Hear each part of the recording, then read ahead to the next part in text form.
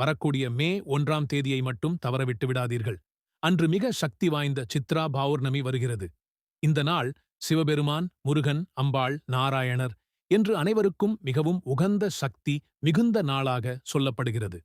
அன்று வீட்டில் இந்த ஒரு நெய்வேத்தியம் செய்து வழிபட்டால் அந்த பலன் முழுமையாக கிடைக்கும்.